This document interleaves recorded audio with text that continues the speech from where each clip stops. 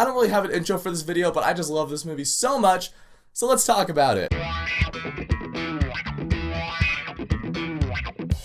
Alright, so Finding Nemo came out in 2003. It's the story of a clownfish named Marlin and his son Nemo. Nemo gets captured by some deep sea divers, so Marlin has to team up with him and a little blue fish named Dory, and they gotta try to get Nemo back. Simple enough story, but like other Pixar movies, this movie goes deeper than that. The movie starts out, it's all bright and fun and colorful, and then right out the gate, it gets really dark. I don't think I'm really giving anything away. Like, you guys have all seen Finding Nemo, right? If you're the one person in the world who hasn't seen Finding Nemo, just skip this review, go watch it, it's great. But that scene when the barracuda attacks and Marlin's wife dies and Marlin's just like, he's crying and all the eggs are gone. He just sees the one egg down there and he picks it up and he tells it, "I promise I'll never let anything happen to you, Nemo." Then the way the music swells up, it's just like, oh, this is one of those movies that I enjoyed as a kid, but getting older, I just appreciate it so much more. And it's also one that I watched in school a lot, so it kind of felt like, alright, Finding Nemo, whatever, yeah, it's a good movie, but let's watch something else. So I kind of got desensitized to it, but going back to it a few years later, I was like, nope,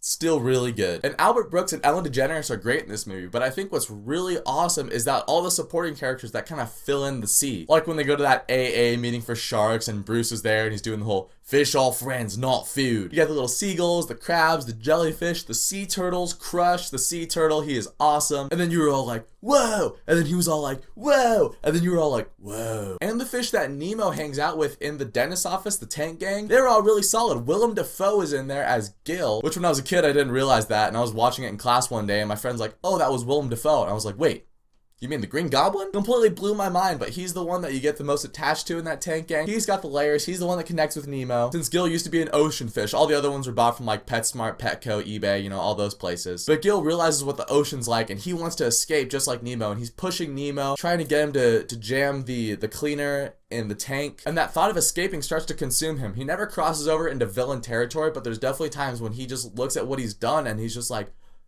I went too far with this. And I kind of glossed over them in the beginning, but Albert Brooks and Ellen DeGeneres they had such good chemistry in this movie. Because if you have a buddy road trip type of movie like this and you don't like the characters that you're following, then you end up with like a Jack and Jill scenario. But Ellen DeGeneres is really ditzy, kind of aloof Dory, really contrasts with Albert Brooks' straight man. And Dory, I would say, is probably one of the most popular characters in animated history at this point. Can she carry her own movie? I'm not sure about that, let's wait and see. But in this movie, she works great. And the animation in this movie is so freaking good. 13 years later, it still looks amazing. In the beginning, when Nemo's class is going through the coral reef, it just looks so good. And just like other great Pixar movies, this one has layers, like Marlin, who's a really overprotective father, and he's got to learn to let go of his son, and Dory kind of helps him with that. She says something along the lines of like, if you never let him try anything, then how do you know what he's going to be good at? And Gil, like I said, he kind of has his own arc in this movie, and then Nemo as well, who's all like, oh, my dad's stupid, he doesn't understand. But I love the scene when Nigel finds out about Marlin and his whole journey, and he's like, wait a minute, he's looking for Nemo, I know where Nemo is. So he goes and he tells Nemo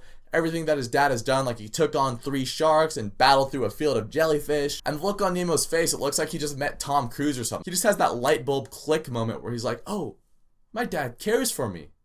That's awesome. Whenever I'm thinking like best Pixar movies, I always go to, you know, Toy Story, Up, The Incredibles. Finding Nemo is one that I forget about sometimes, but it is definitely one of Pixar's best. And that's saying a lot because like 70% of their movies are gold. So I love Finding Nemo. I think I'm gonna go rewatch it right now. And I really hope that Finding Dory can recapture some of that greatness that was in the first movie. But guys, thank you so much for watching this video. If you liked it, you can click subscribe to check out some of my other stuff. I should have a review for Finding Dory up this weekend, so look forward to that. And I'll catch you guys next time.